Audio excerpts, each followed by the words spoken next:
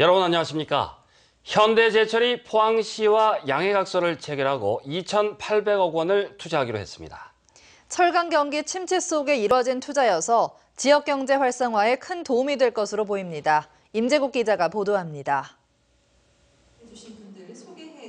현대제철은 오늘 포항시 경상북도와 포항 공장에 2,800억 원 규모를 투자하는 양해각서를 체결했습니다.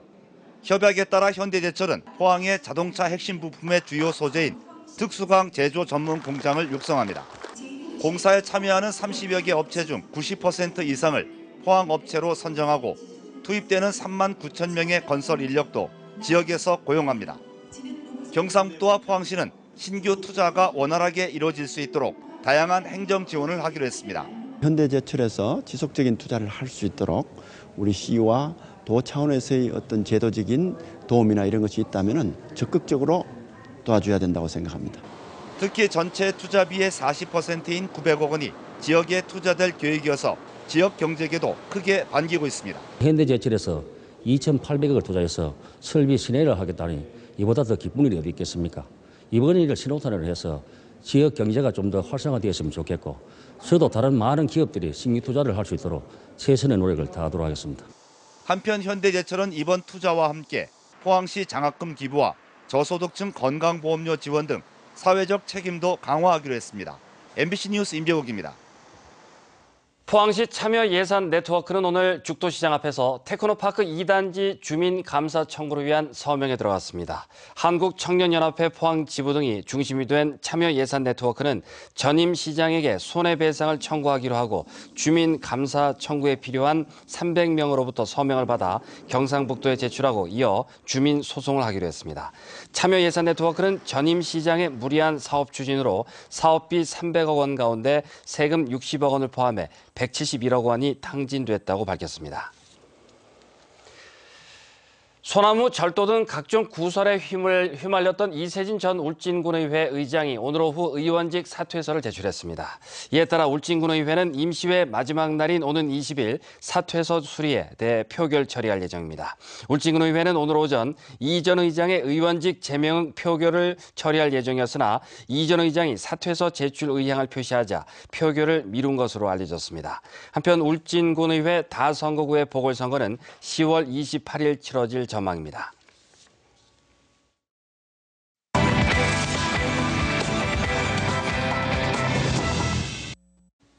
세계 최대의 만화 축제인 프랑스 앙골렘 국제 만화 페스티벌에서 호평을 받은 지지 않는 꽃전이 경주를 찾았습니다. 당시 위안부 피해 여성을 다룬 전시를 무산시키려는 일본의 방해도 대단했었는데요. 그들이 숨기고 싶었던 진실이 무엇인지 전시장에서 확인하시기 바랍니다. 강지혜 아나운서입니다. 위안부 피해 여성이 군국주의를 상징하는 일본인 무장을 짓밟습니다. 만화기에 가능한 통쾌한 한방입니다. 하지만 현실은 일본의 오리발, 단단히 꼬인 매듭처럼 풀릴 줄을 모릅니다. 물길러 갔다 만주로 끌려간 13살 소녀의 생생한 증언 만화는 보는 이를 아프게 합니다. 글이나 말 한마디 없이 표현된 그림인데 저보다 더 어린 나이에 온몸에 문신이 생기는 그런 과정들을 보니 더 슬펐어요. 광복 70주년을 맞아 마련된 이번 전시는 국내 유명 만화가 20여 명이 참여합니다. 평소 위안부 문제에 관심과 실천을 보여온 도슨트의 설명도 만날 수 있습니다. 평소에 위안부 문제에 대해서 관심을 가지고 있었는데 이번에 경주에 이런 좋은 전시가 있다고 들어서 시민분들에게 조금이나마 알리고 도움이 되었으면 하는 바람에 참여하게 되었습니다. 1991년 김학순 할머니의 증언으로 세상에 알려진 위안부 피해자들은 200여 명, 그중 50여 명만이 생존해 있습니다. 다음 주에는 제86회 한국의 명인 명무전이 경주 예술의 전당 대공연장에서 신라의 황금문화와 불교미술전이 경주박물관 특별전시관, 칸타빌레전이 경주 예술의 전당 알천미술관에서 열립니다. MBC 뉴스 강지혜입니다.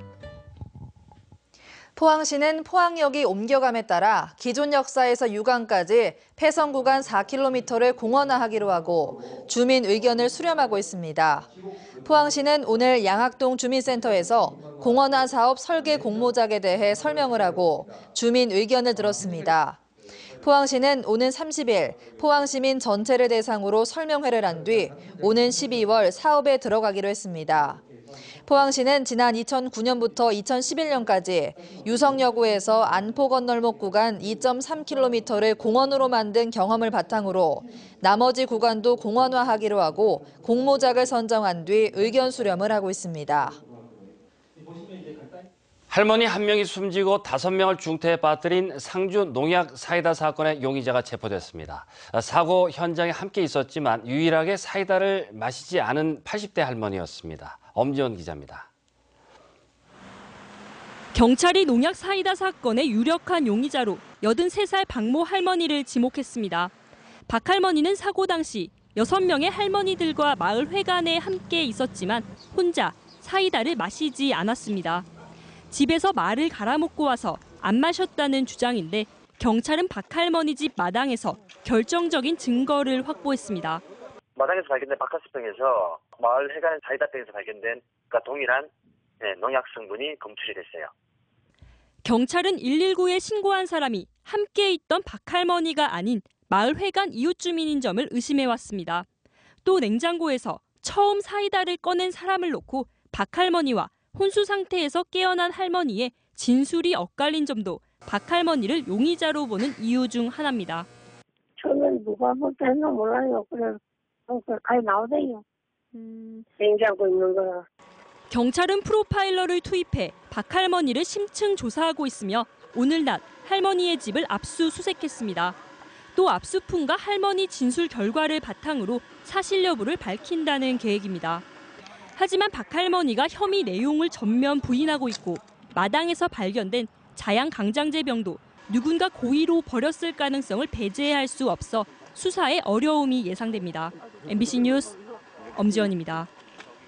지난달 포항 지역의 수출과 수입이 모두 감소한 가운데 무역 수지는 올 들어 최고치의 흑자를 기록했습니다. 포항 세관은 지난달 수출액은 6억 5천만 달러로 지난해 같은 달에 비해 25% 감소했고 수입도 4억 8천만 달러로 46% 줄어 무역 수지는 올 들어 최고 흑자 규모인 1억 6천만 달러를 기록했다고 밝혔습니다.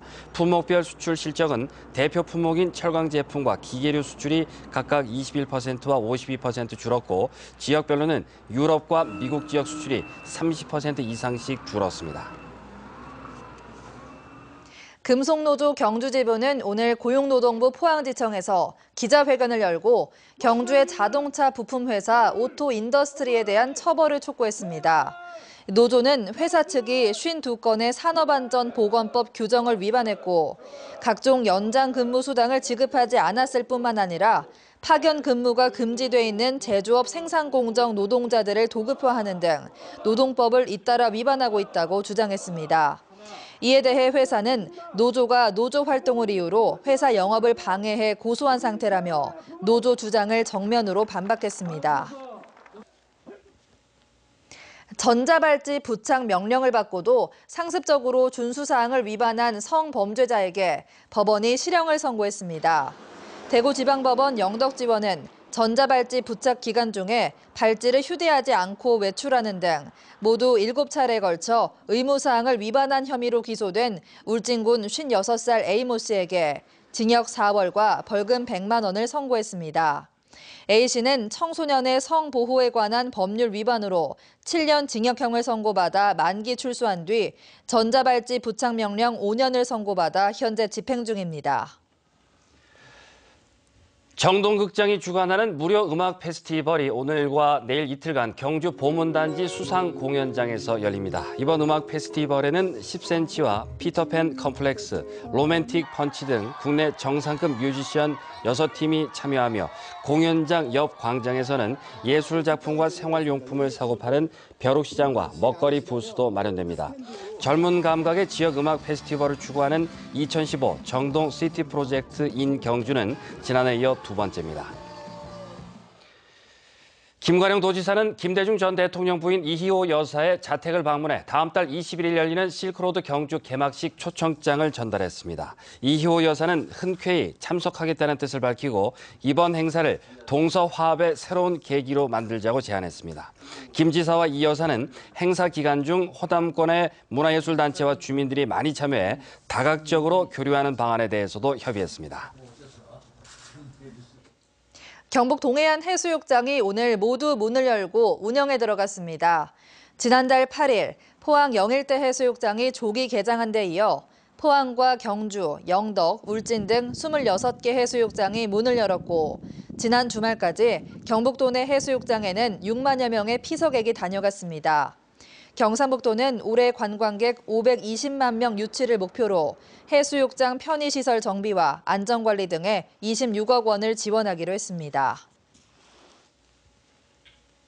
경북 동해안 지역은 오늘 11호 태풍 난카의 영향을 받아 흐리고 바람이 강하게 불었습니다.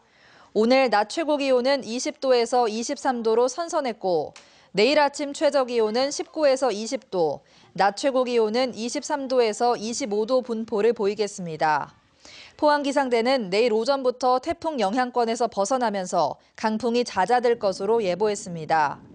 동해 해상에 태풍주의보와 풍랑주의보가 발효 중인 가운데 바다의 물결은 2에서 5m로 매우 높게 일겠고 너울성 파도도 예상돼 주의가 필요합니다. 메르스와 관련해 경상북도에서 모니터링 중인 자가격리 대상자 1명이 오늘 밤 자정을 기해 격리가 해제될 예정입니다. 그러나 경상북도의 메르스 대응 단계는 주의 단계를 계속 유지하며 대책본부도 전국 종식 선언때까지 운영됩니다. 경상북도는 메르스 사태에 대한 백서 발간과 관련 심포지엄을 통해 향후 대책 보강에 참고하기로 했습니다. 한편 경북에선 지난 6월 2일부터 20일간 의심 환자 11명, 확진 환자 1명이 발생했으며 접촉자 등 관리 대상자는 최대 526명까지 늘기도 했습니다.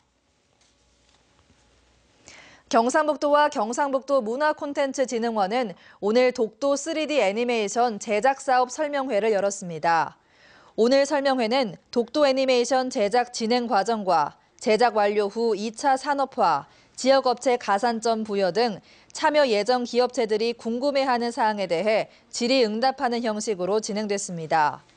독도 3D 애니메이션 제작은 해양수산부와 경상북도가 10억 원을 들여 독도를 대표하는 킬러 콘텐츠로 제작해 독도 사랑의 정신을 널리 알리기 위해 추진되고 있습니다. 국립경주박물관은 여름방학을 맞아 경주박물관 탐험대 프로그램을 이달 말부터 한 달간 운영합니다.